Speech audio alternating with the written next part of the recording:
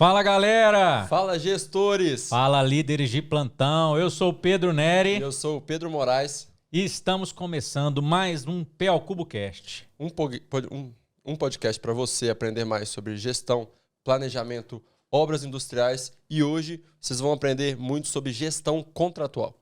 E o convidado hoje é realmente o P a mais, o P ao Cubo, né? Nós estamos trazendo aí um xará nosso, né, Pedro? Pedro Magna Bosco. Hoje tem 3 Pedro. Hoje é literalmente o P ao Cubo.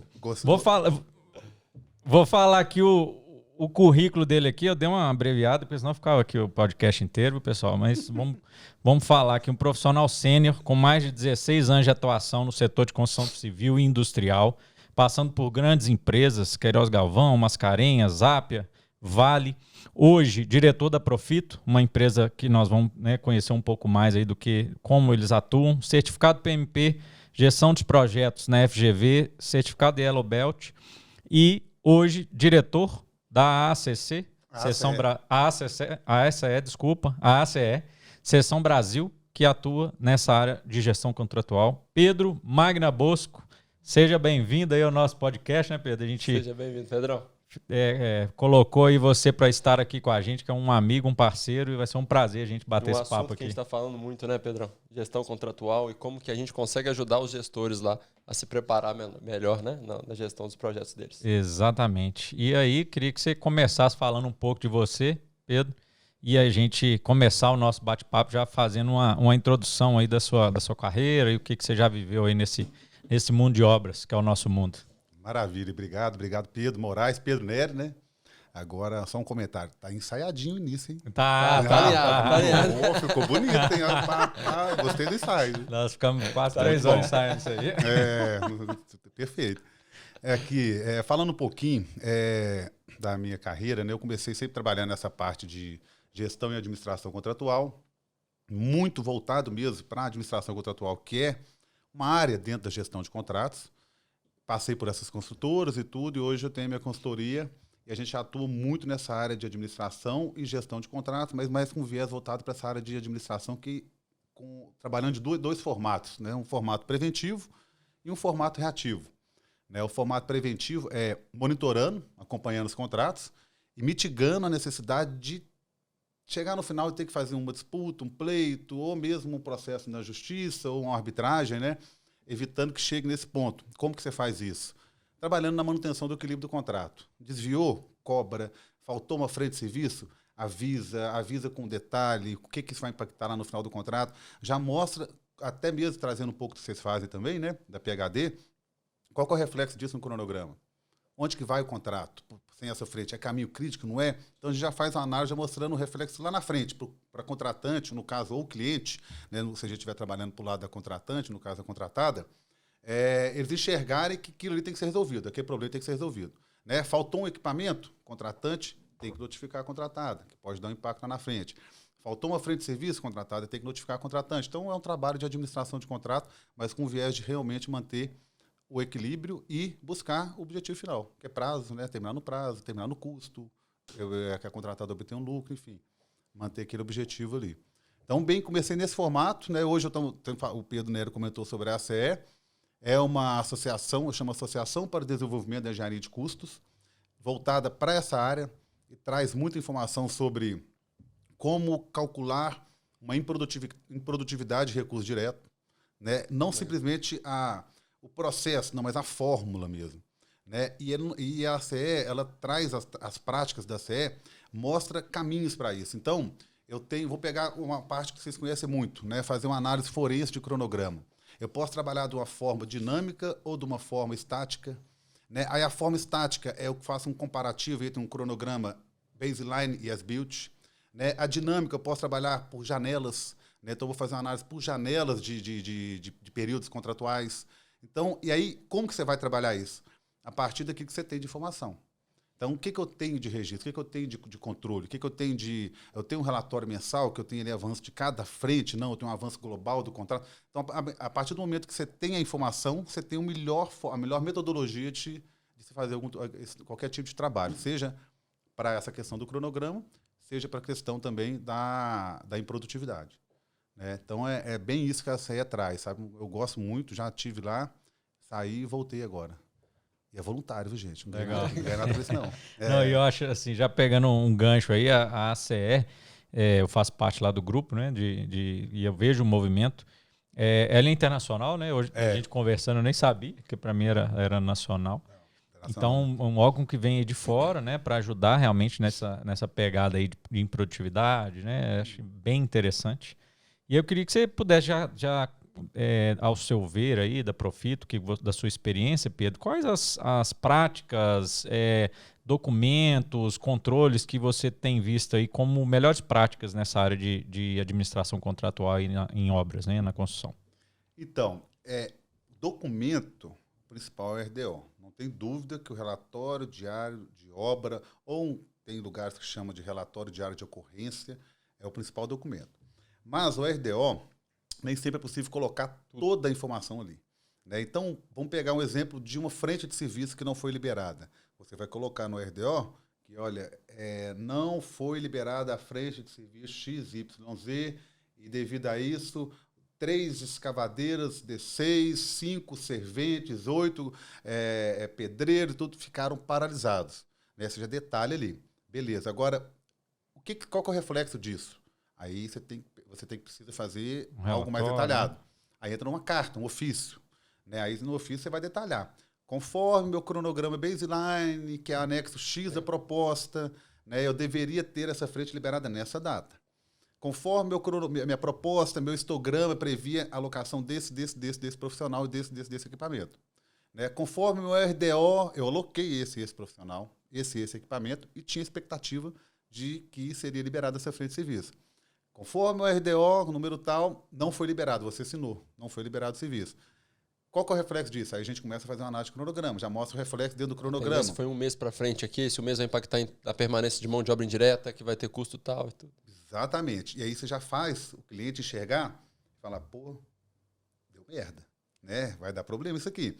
Por quê? Porque não só a extensão do prazo, né? Às vezes tem um marco contratual que você já vai registrar que não vai ser atingido. E dependendo da contratante, né? Isso eu estou falando para o lado da contratada, esse marco é um acordo com o governo.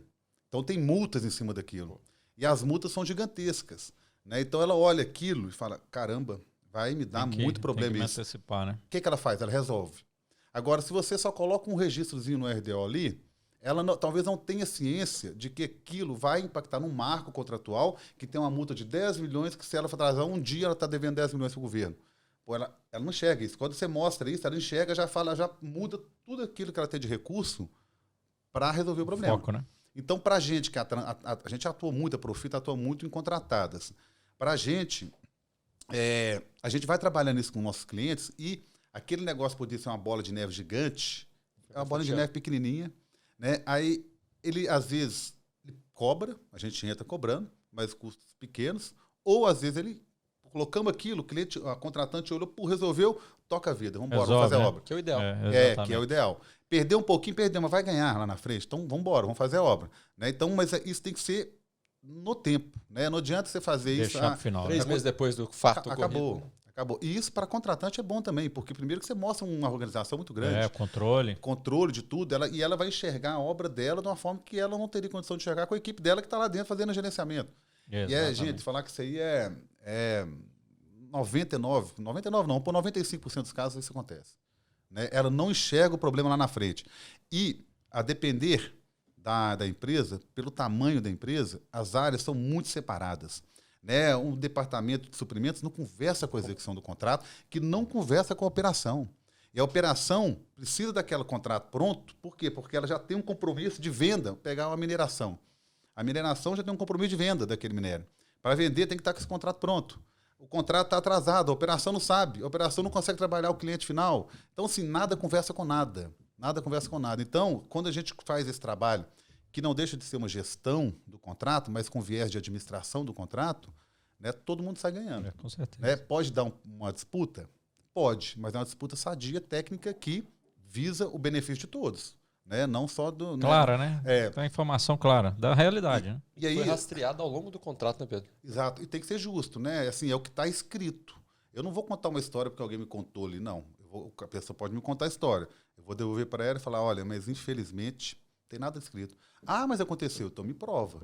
Eu não vou pôr meu nome, pôr um negócio no papel de algo que eu não consigo provar. Eu tenho que ter um documento para embasar aquilo. Ah, mas eu tinha previsto esse meu cronograma lá atrás. Cadê o cronograma? Está na proposta? Ah, não fiz, não. Eu falei. Ai, meu carinho. Não dá. Falei, aí você dançou. Viu? Aí você perdeu. Ô Pedro, e até falando do mercado como um todo, né? Quando vocês iniciaram a Profito, né? Vocês enxergaram realmente um mercado muito carente de administração contratual? Quando vocês vão nas empreiteiras, você ainda sente um certo, né, despreparo. E isso vai muito do que as contratantes hoje estão se preparando mais. Como que você enxergou esse mercado e como que o mercado está direcionado hoje para a administração contratual? Eu vou falar um negócio aqui que talvez fique meio ruim. Pode pegar mal aí, se for o caso, você corta, tá? Mas é que o que manda, no final das contas, é o dinheiro, né, gente? Querendo ou não, na cadeia alimentar ali, o topo é dinheiro. Então, a empresa contratada, ela está fazendo a obra ali, não é porque ela gosta da contratante, não porque ela quer ganhar dinheiro. E a contratante, do mesmo jeito, ela está construindo aquilo porque ela sabe que ela precisa vender aquele produto que ela vai ganhar dinheiro também. Mas quem ganha mais dinheiro nisso daí? A contratante, né? Ela está sempre... O que ela tem de resultado... O produto final dela é muito mais rentável. Muito mais rentável. Né? E existe uma concorrência muito grande de empresas na área de construção civil. Então, o que acontece com isso? Os preços ali são muito justos. Né? E aí, ela não tem ali uma capacidade financeira de investir muito nessa área. Já as contratantes têm. Então, hoje elas estão mais preparadas, não tem dúvida que elas estão mais preparadas. Muito mais preparadas.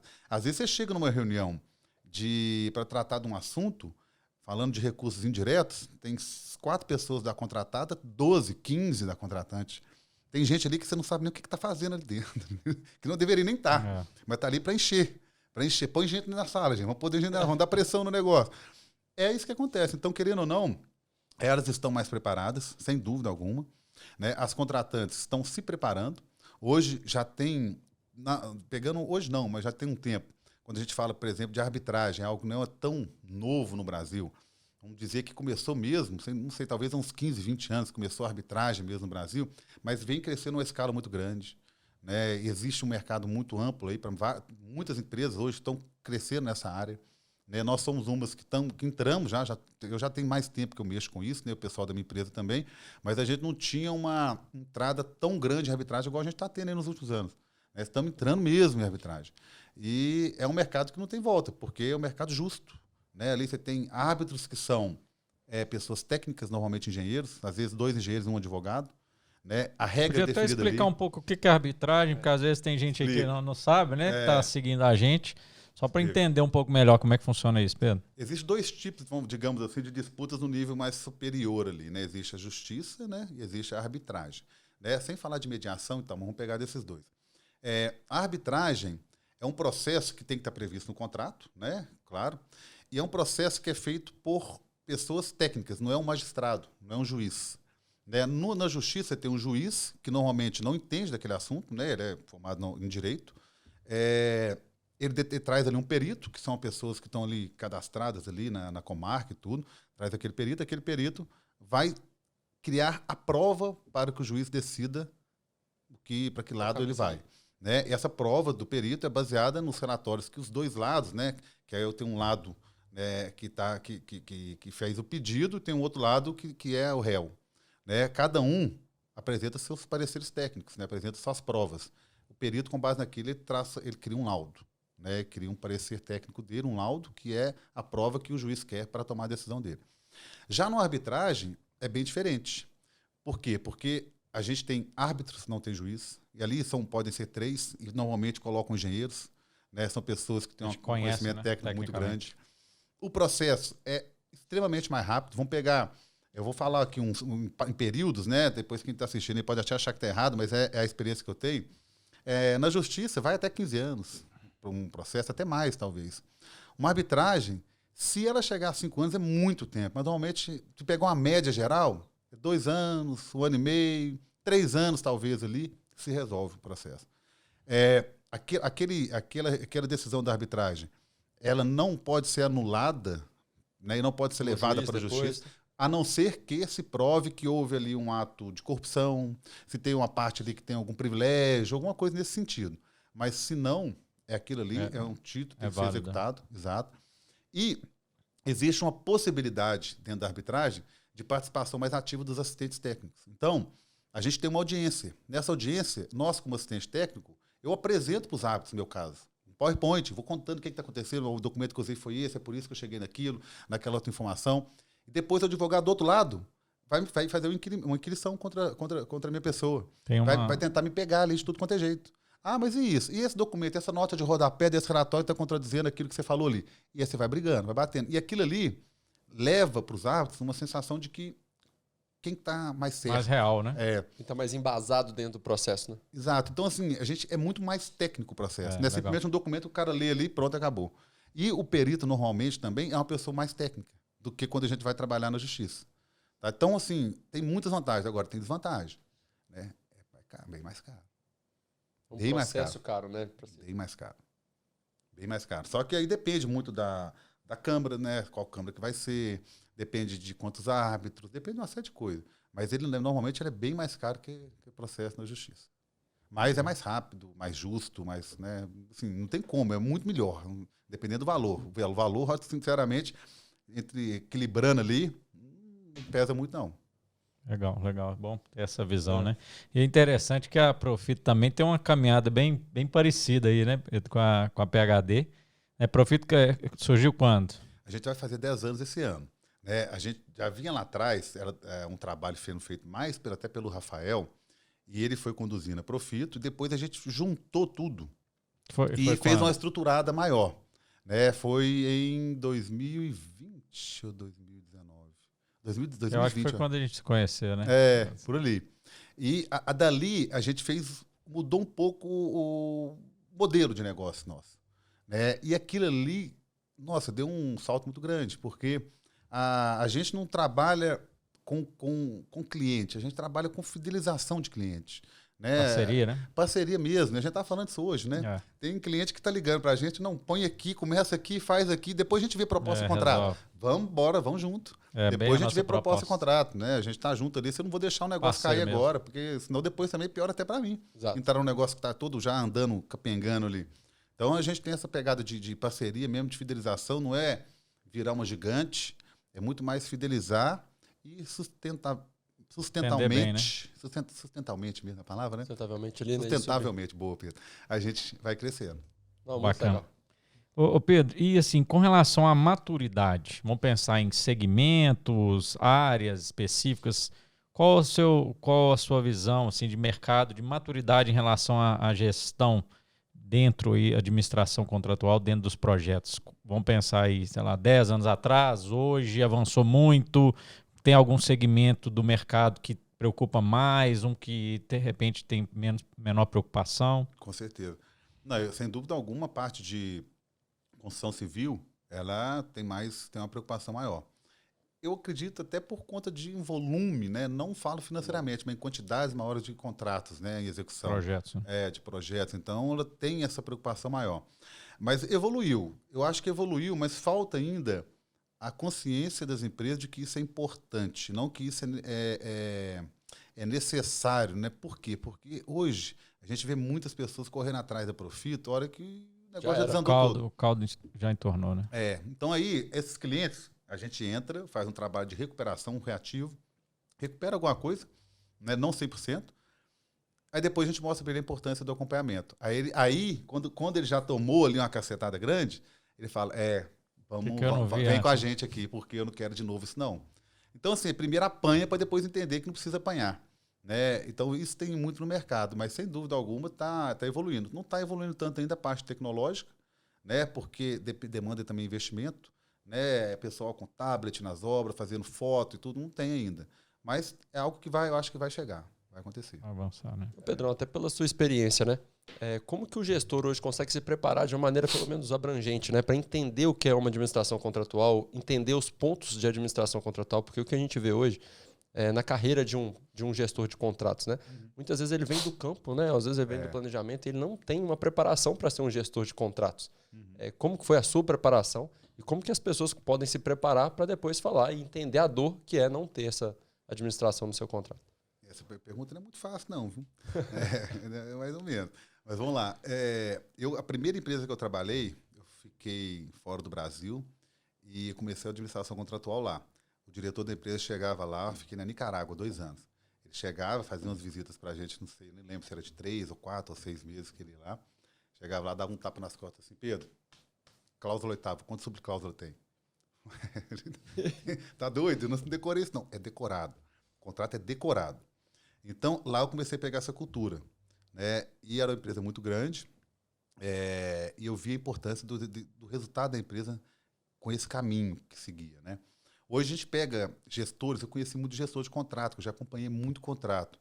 A maioria do gestor bom, né? Ele é aquele gestor que chega no contrato, ele não vai preocupar só com produção, porque hoje é muita produção. O cara quer faturar, quer medir, quer entregar, quer dar avanço físico e tudo. Mas precisa preocupar com custo. Então, quando você pega um gestor, que ele chega lá, ele pega o orçamento, olha o orçamento.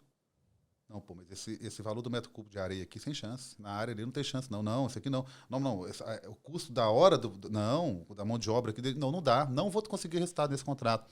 Aí ele começa a trabalhar isso com custo, começa a contratar, olha, a meta de contratação com salário X. Ó, precisa desenvolver mais 5 fornecedores desse tipo de material, porque a gente não tem condição de pagar o preço que esse aqui está pagando, senão eu não vou ganhar dinheiro no contrato, o contrato não vai dar resultado. Quando ele olha gestor, isso, né? Ele é gestor.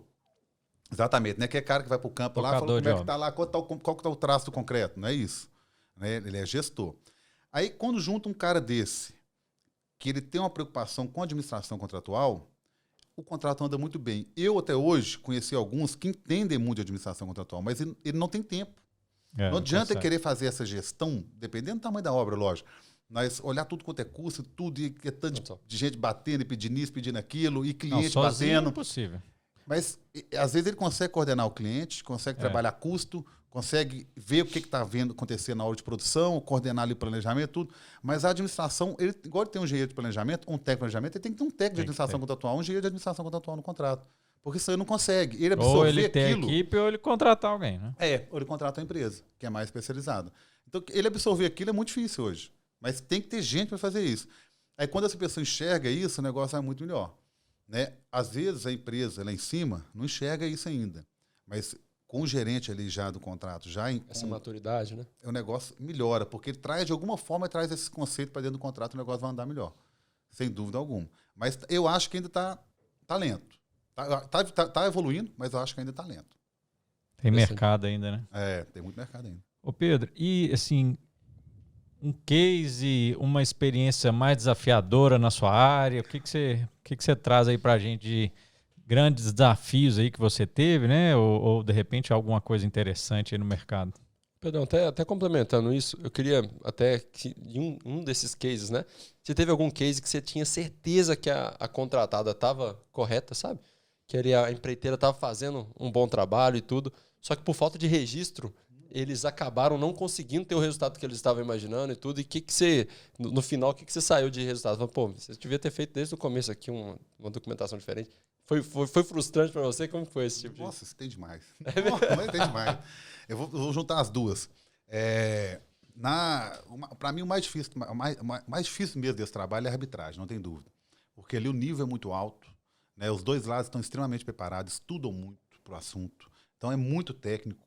E a gente são 1.000 páginas, 1.500 páginas de documento, que o cara, principalmente o advogado, ele vai querer te pegar na entrelinha de um... Então, assim, é muito técnico o negócio. Né? Tem que estar muito preparado. Então, sem dúvida alguma, é o mais difícil. Aí, pegando esse lado da arbitragem, teve um cliente nosso que era uma obra de estaqueamento. Um contrato até grande, só estaqueamento. Né? Chegou para a gente lá e falou assim, nós vamos entrar na justiça e tudo, eu preciso que você faça um ECA. O ECA é o Early Case Assessment, que é um estudo prévio do que é possível entrar, porque era justiça, e justiça tem incumbência, né? Então, se você cobra ali 10 e recebe 5, você paga ali até 20% daqueles 5 que você não recebeu do outro lado. Então, ele falou, olha, eu tenho aqui, e tudo, eu tenho todo calculado aqui e tal, eu acho que a gente tem que receber 5 milhões aqui, vamos, faz o relatório técnico pra gente, tudo. Pegamos, fizemos um ECA para ele, falei para ele assim, olha, a gente consegue cobrar 5 milhões nessa metodologia que você tem ideia aqui, que a gente chama de total cost, que é basicamente o seguinte, o que ele deveria ter, trazendo para a página de produtividade, o que ele colocou menos o que ele tinha previsto, a diferença. Independente de quem que é a culpa, a diferença está ali. Aí a gente vai pegar a documentação dele. né? E tentamos fazer um cálculo ali em cima de um Measure Miles, que é uma outra forma de trabalho, que é mostrar que, olha, nesse período aqui, você não teve impacto. Então, trazendo esse conceito aí para facilitar para uma produção de uma escavadeira, ela é capaz de produzir 150 metros cúbicos por hora, né? Na sua proposta. Mas nesse período aqui não tem nenhum registro de impacto. Ela fez 110. Ela fez 110. Ou seja, eu nunca vou conseguir fazer aquilo na minha proposta. Mas nesse outro período aqui, ela fez 70. A diferença de 70 para 110, aí dá para você cobrar desde que você tenha um registro ali. Então, utilizando essa metodologia, estou pegando tudo no hipotético, tá? Saiu de 5 para 3.200, é a diferença. Aí a gente pegou e trouxe um outro para ele aqui, ó, para ajuizar, 700 mil. O homem olhou e falou assim, não, você tá doido? Vem cá, eu vou te mostrar. Tá vendo esse RDO aqui, ó, tá carimbado aqui, ó, cancelado. Você entregou atrasado. Tá vendo esse outro problema aqui, ó, da rampa para subir a perfuratriz e tudo? A rampa no seu contrato era sua. Você falou que não conseguiu perfurar e ele registrou aqui que foi porque você não tinha construído a rampa era sua. Então, não vou cobrar, isso aqui tá errado. E fomos pegando todos os registros, né, 700 mil na justiça, eu entro com 700, não sei o quê. Para não pagar. Eu não vou. Eu falei, aí você traz outra pessoa para ir com você, mas eu não vou. Eu vou com aquela situação onde eu vou sentar e vou ficar com carinha verde, carinha amarela e vermelha. Eu não fico, não. Então, eu vou defender, vou bater, o cara pode xingar minha mãe, não tem problema não, eu vou embora. Agora, tecnicamente, ele não vai me bater, não. Eu recebo tranquilamente qualquer tipo de documento que ele vier, ele vai perder a discussão com a gente. Então é isso, é muito mais essa questão de documento. E vem muita gente assim, nossa, eu quero receber isso, eu quero comprar aquilo, eu quero que você cobre isso. Deixa eu trabalhar primeiro, deixa eu analisar o que dá para cobrar. Com base no que a gente achar que dá para cobrar, a gente entra com o documento. Aí fica a seu critério, você quer ir com a gente ou com outra pessoa, mas a gente vai no que é justo. Mas tem muito. Legal que você já alinha até a expectativa da pessoa, né? Ela já fica bem... Com certeza. Tem que alinhar. E qual que é a relação hoje que você enxerga, Pedro, entre o planejamento e a administração contratual? Essas duas áreas se conversam muito e qual que é a importância dessas duas áreas estarem sempre conectadas? O engenheiro de planejamento ele tem que ficar dentro da sala, o engenheiro de administração contratual tem que ficar dentro da sala de planejamento. Tem que ficar do lado, de mão dada. Porque tudo envolve planejamento. Né? A gente precisa, por exemplo, fazer um cálculo da diferença de ganho ou de perda de agregado. Pô, planejamento, está com planejamento isso. Né? Qual que é o reflexo disso no cronograma? Está com planejamento isso. Né? Qual a quantidade de pessoas? Está com planejamento isso. Está tudo com planejamento. Então a gente precisa. É lógico que a administração envolve mais coisas. Né? Vamos pegar a segurança. Né? Pô, o cliente pediu, está lá na proposta, uma bota X. Ele pediu uma bota Y. A gente vai ver, ela custa R$120 a mais. Né? Pouco dinheiro. Mas multiplica isso para 1.000 pessoas. Tá doido. Né? Mas por que ele pediu? Porque mudou uma legislação X. Gente, nós não temos culpa não, nós assinamos um contrato nessa condição. Aí a administração tem que ir lá no segurança, tem que entender, tem que pegar o contrato, analisar e cobrar. Tem questões administrativas, né? Mobilização. Sempre, todo contrato tem problema, liberação de crachá, né? Às vezes não entregou o documento correto, às vezes entregou, demorou muito do outro lado, aí aquele camarada que foi contratado ficou 20 dias em casa, recebendo sem produzir nada. Né? Mas por quê? Eu tinha considerado a minha proposta 5 dias. Então, eu já perdi 15. Aí você pega 15 dias de 1.000 pessoas. É dinheiro demais. Contrato nenhum aguenta isso. Então, assim, ela anda em tudo. Mas, sem dúvida alguma, o principal setor é o planejamento. Ela tem que ficar do lado do planejamento, dentro da sala. Eu, até particularmente, eu acho que assim, tinha que ter na sala o gerente do contrato, o gerente do planejamento e o administrador contratual. Está na mesma sala ali. Né? Não tinha que ter uma sala para o gerente isolado, não. Porque você tem que estar sempre conversando. Sempre um falando para o outro o que está acontecendo, né? Tudo bem alinhado, exatamente. É interessante, Pedro, assim, até acho que a sinergia que a gente começou aí, né, PhD Profito, foi em virtude dessa demanda de que as duas têm que estar andando juntos. Não adianta você ter um bom planejamento, mas não ter uma administração contratual. Ou ter uma boa administração contratual e não ter um planejamento. Uma complementa a outra, né? Acho que isso é bem interessante, né? Eu vendo isso, viu? É porque dá certo. E no aí, final das comercial contas, aí. Mas no final das contas, sabe o que acontece? Quando o cliente pede uma indicação, eu falo, olha, a gente tem uma pessoa aí, se você quer ter uma sinergia boa, traz o pessoal da PhD. Sabe por quê? Porque eu já conheço o trabalho, sei da competência, e se precisar eu vou ligar pro dono.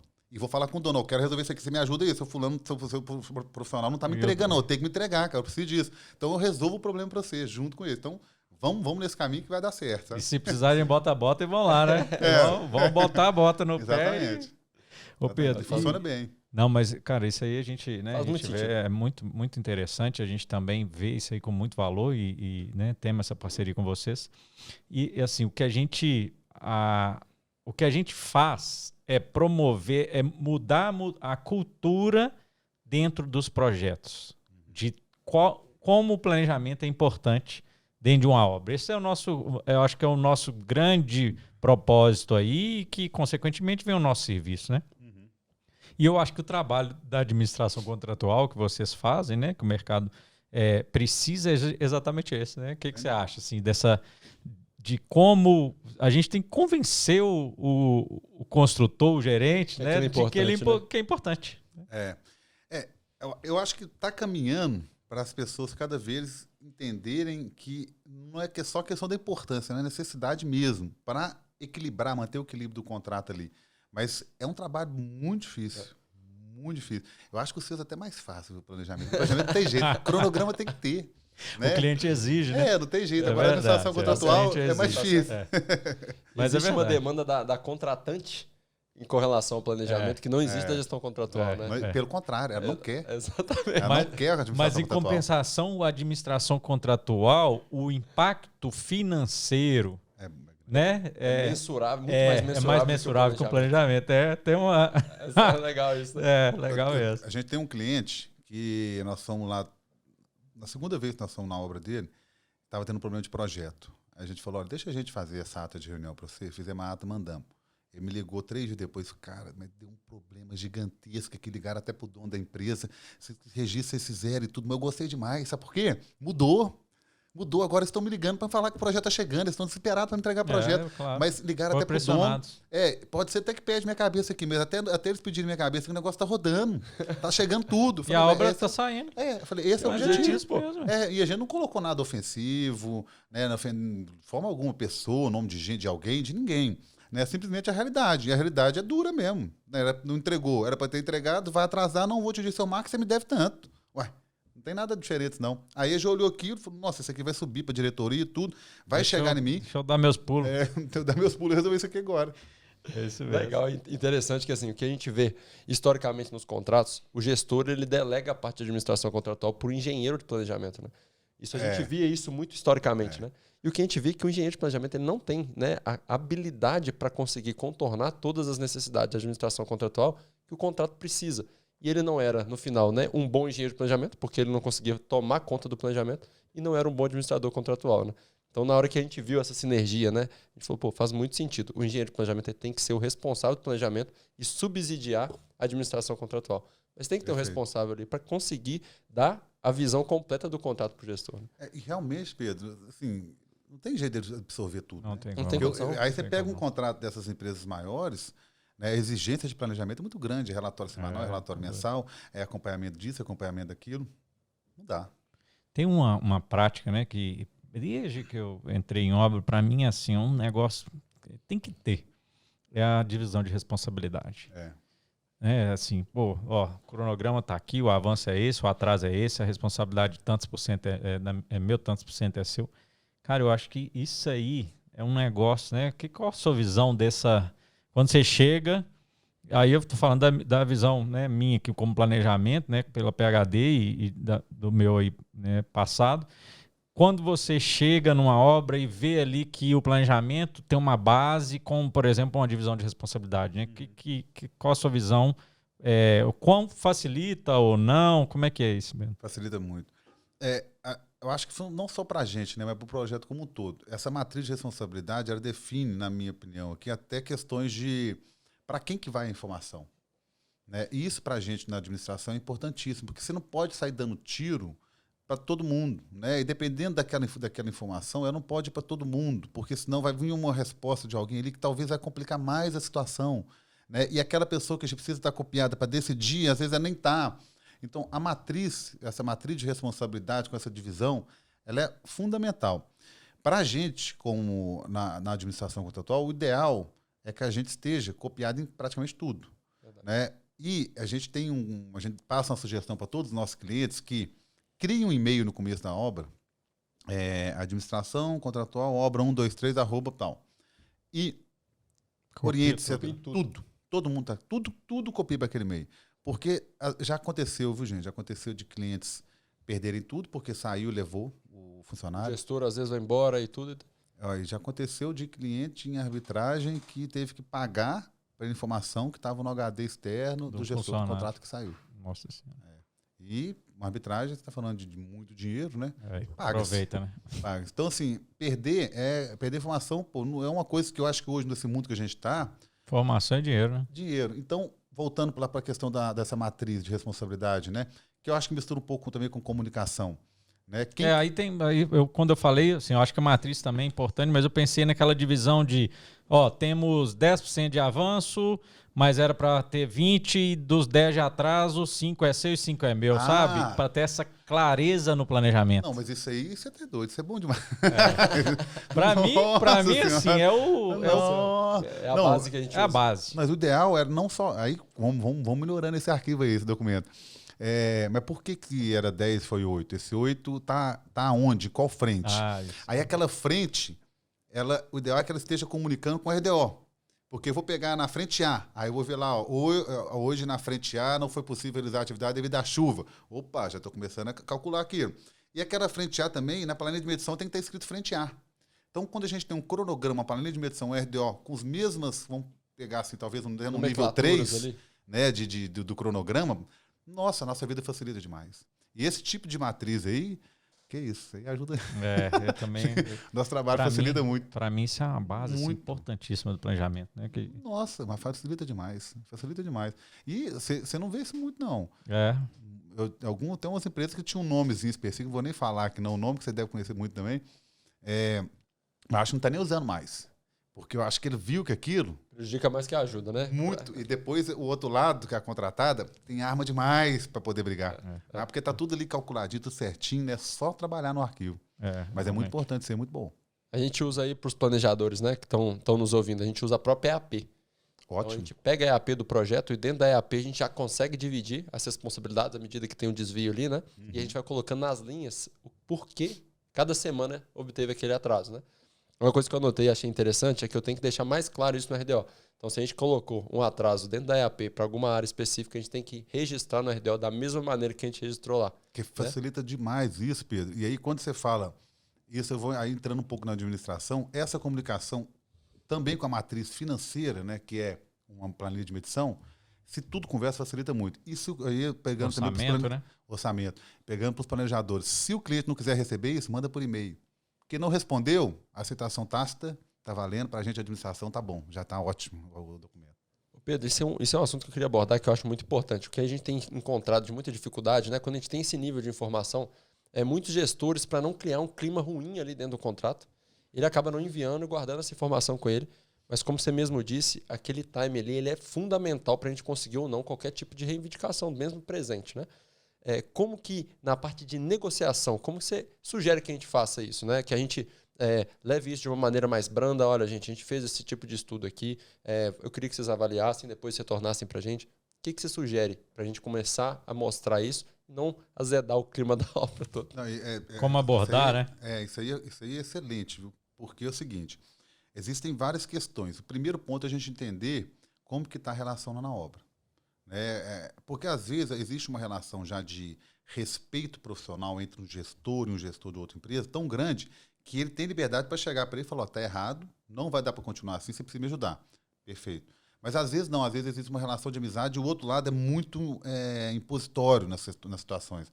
A gente pode criar outros formatos, né? Tem empresas que me contratam a gente, a Profito, e criam um e-mail lá, Pedro, @ o nome da empresa, e tudo. Então, eu entro nas discussões como, entre aspas, funcionário daquela empresa. E aí, o gestor do contrato, ele se blinda me utilizando. Tá? Vou falar um palavrão que se precisar depois vocês cortam, tá, gente? Mas aí o gestor chega com a carta para o gerente, né, para o gestor daquele contrato, pela contratante, fulano, olha aqui, ó, aquele lá da sede, cara, que cara, ele é peixe dos donos. É ele que tá me cobrando essa carta aqui. Eles não mandam ele embora de jeito nenhum, ele é peixe dos donos e tal. Deus que me resolve isso aqui, pelo amor de Deus, vocês vão mandar embora.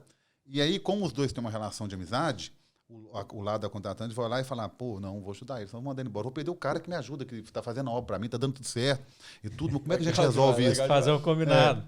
Como é que a gente resolve isso? Não, posso pedir pro Pedro lá da 7 ligar? Aí eu ligo. Aí eu tento resolver. Ou o pessoal da Profit, eu estou falando eu aqui, mas como Profit, né? Mas a gente liga, tenta resolver e tal, a gente entra. Então tem esses formatos. Tem um outro formato também, da gente colocar, tem empresas que contratam a gente para a gente colocar um profissional full-time na obra. Aí esse cara é aquele cão de fazenda que fica lá na porta e deixa ninguém entrar.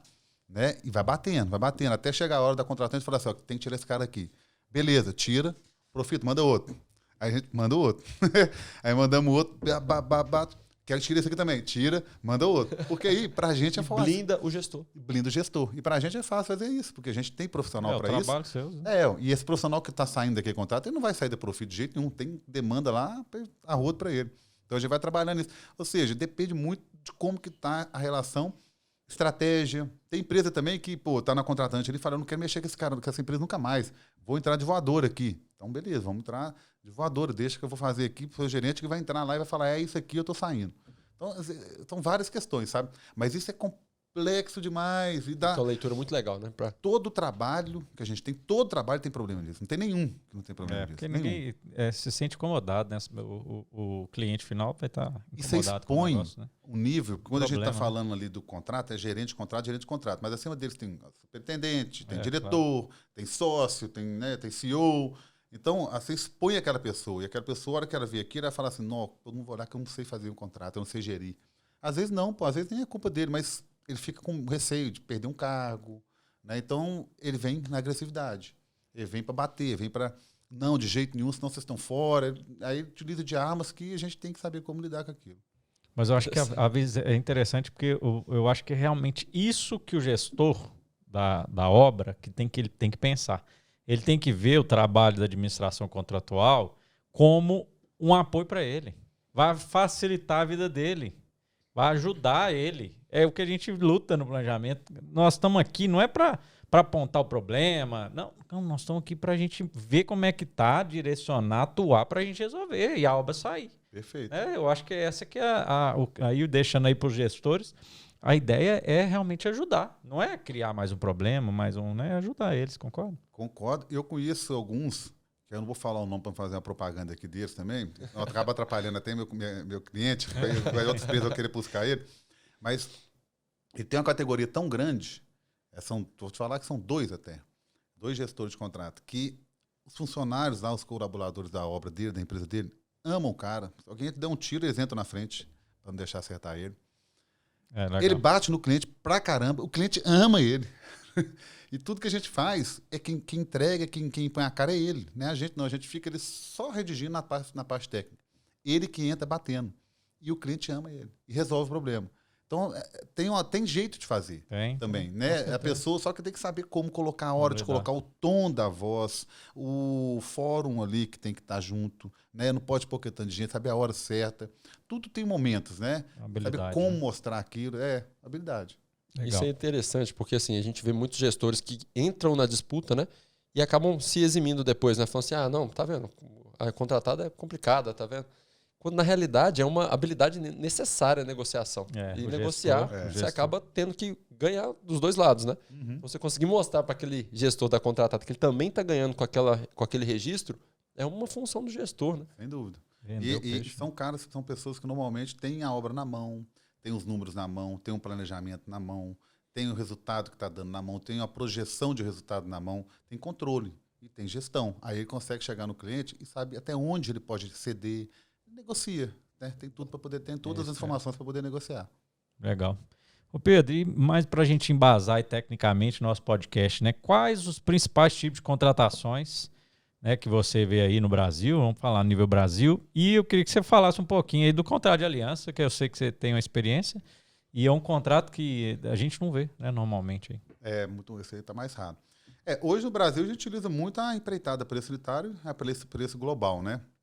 Cada um tem risco, né, para um lado a mais, para o outro, e vantagens também, né? Particularmente eu prefiro, assim, acho mais fácil de lidar com preço unitário, né? Pensando para o lado dos meus clientes, que a maioria dos meus clientes são contratadas. Porque risco menor, né? O risco menor. Você vai executar aquilo que você vai receber aquilo que está sendo feito, né? E se tiver uma mudança de projeto é mais fácil de trabalhar. Agora, já na Global, não. Global, você tem que fazer uma análise prévia muito boa. No orçamento tem que estar bem respaldado para qualquer mudança de projeto, né? Você tem que estar muito bem respaldado. O que você considerou no orçamento, né, Pedro? Exatamente. Mede etapas, né? Então, ali você pode ter uma variação de quantidade que você vai ter que engolir aqui. Tem um risco, a oportunidade de ganhar também. Né? E aquele etapa ia ser 700 mil metros de escavação, foi 300, mas você vai receber por 700. Mas, assim, é raro. Não é fácil acontecer hoje.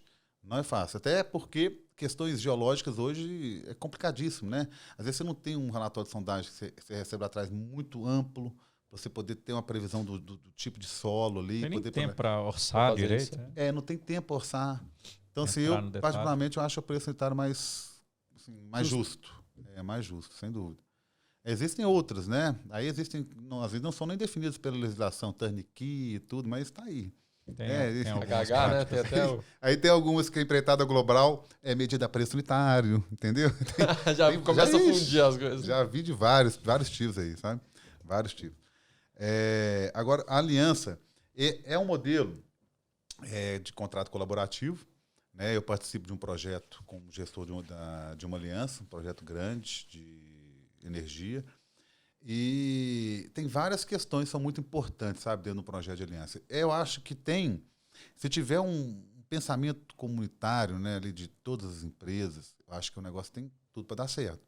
Não elimina a possibilidade de pleito, de disputa, assim, de forma alguma. E eu não estou lembrando de cabeça aqui, mas eu acho que um dos países que mais tem contrato de aliança rodando é o que mais tem arbitragem também. Sem falar que depois quem estiver ouvindo aí, quiser pesquisar para ver se eu estou falando alguma coisa certa ou errada, mas eu tenho quase certeza que é isso. Então, ou seja, não elimina, né? Mas dá para funcionar. Mas como que funciona, né? Algumas questões importantes que devem ser feitas. Quando você vai formar uma aliança, num projeto, né, o que é a principal parte? Engenharia. Né? No desenvolvimento da engenharia ali, você imagina se você coloca ali uma empresa que vai fazer montagem eletromecânica que vai fazer civil. Elas sentadas. E começar a discutir o projeto de engenharia. Né? A ideia é que as empresas que vão executar já comecem lá na engenharia, né? Exato, porque aí a montagem vai falar assim, mas a gente tem que terminar a obra nesse prazo, não tem mais aqui, então eu tenho que começar a montar por ali. Não, mas eu tinha pensado em começar a escavar por aqui, não. Então começa a escavar por ali, para você fazer as bases ali, para já começar a montar, e eu preciso das bases prontas para saber como que vai ser o encaixe do equipamento e tal, para desenvolver meu projeto. Então elas começam a conversar e o negócio flui muito melhor. Então, o primeiro ponto, que é o principal, gente, tem que começar lá antes, na engenharia.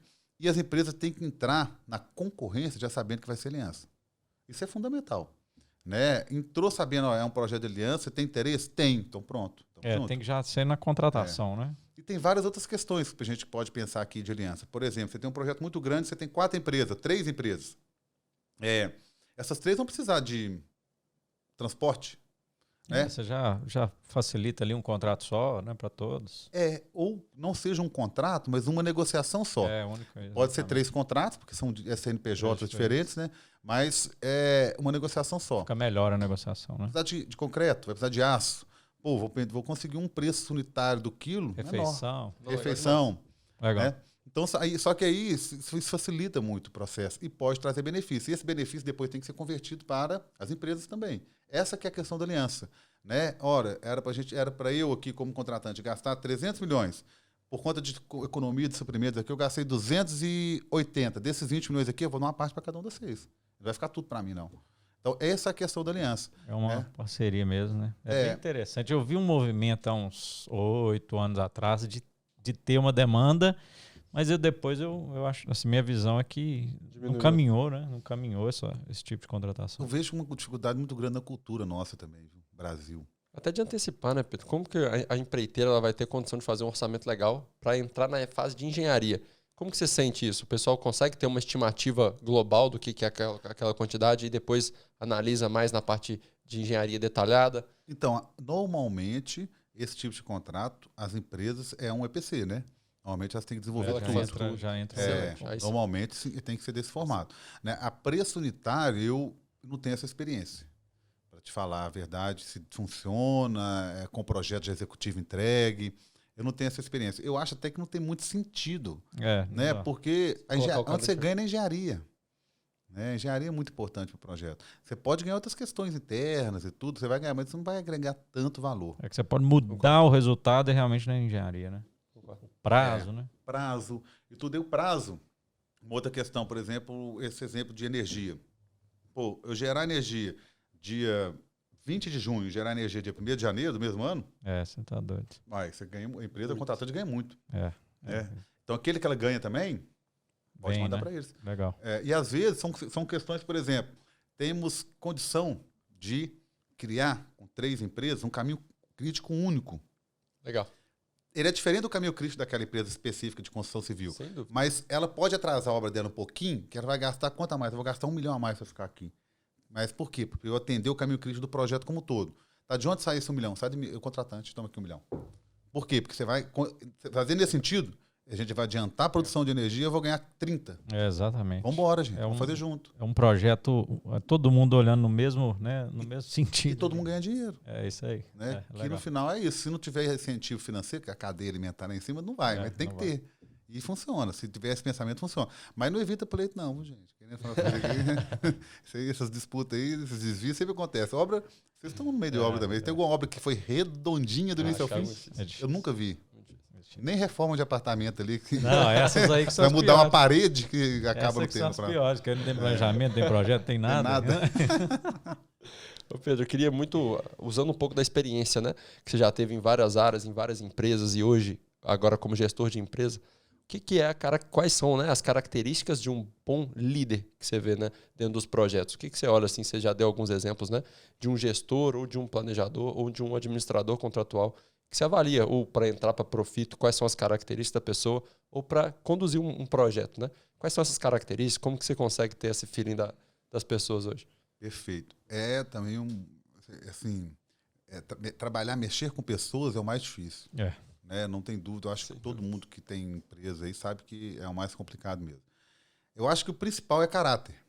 Né? A questão técnica é importantíssima, mas o caráter você não forma. Né? Tecnicamente você forma. Agora, vamos pegar numa questão de líder.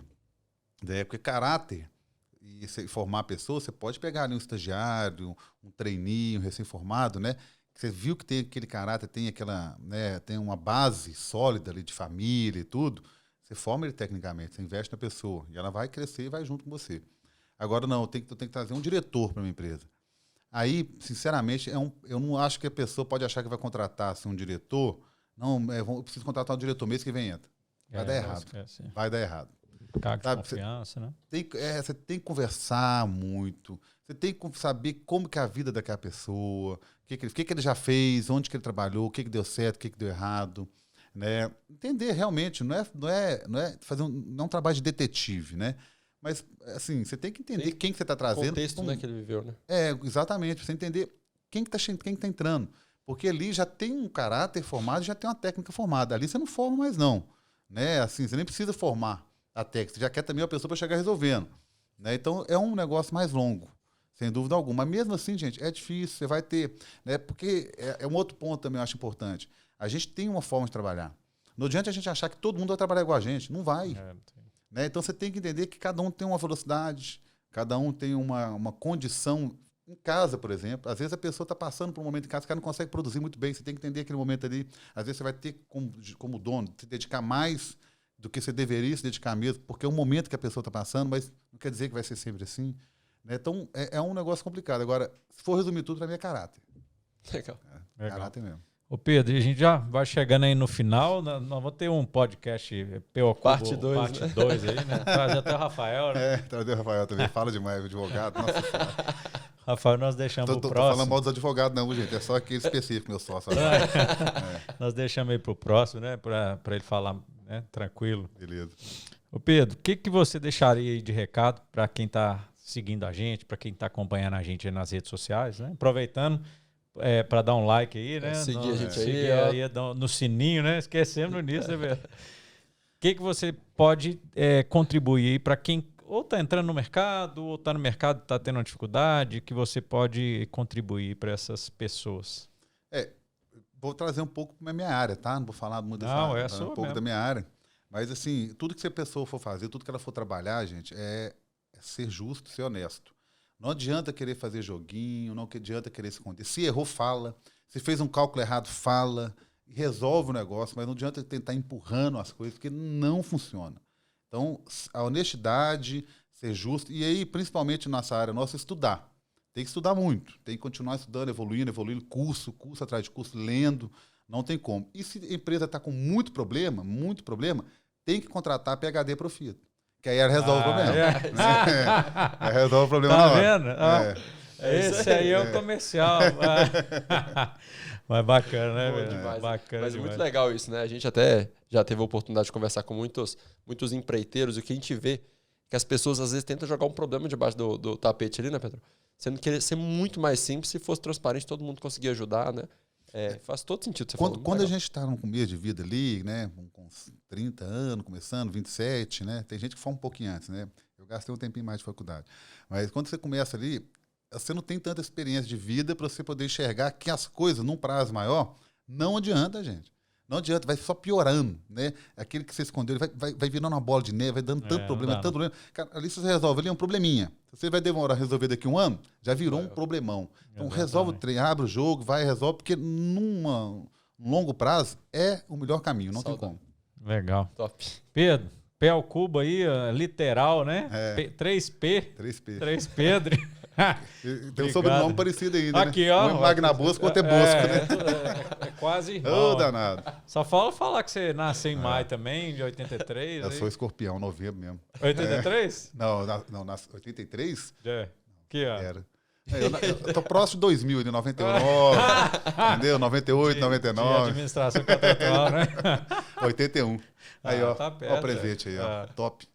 Ô Pedro, obrigado. Obrigado Por estar aqui com a gente, né? Pela parceria, pela confiança, né? De estar aqui contribuindo com nossos seguidores, com esse caminho, esse propósito nosso de falar de gestão, né, dentro das obras, dentro da construção. Então, muito obrigado, cara. Obrigado mesmo pelo convite, por receber o convite e estar aqui com a gente, né? E vamos combinar os próximos, né? E parabenizar também o trabalho que vocês têm feito, né? A gente conhece algumas pessoas que já trabalham com vocês, conhece o trabalho da Profito. Legal. E, assim, dentro do nosso propósito, que é mudar o planejamento, né? É fundamental a Profito também mudar essa gestão contratual, porque a gente vai ter projetos cada vez melhores, é o que a gente está buscando. Né? Sem dúvida. Parabéns. Obrigado a vocês pelo convite, gostei, muito bom.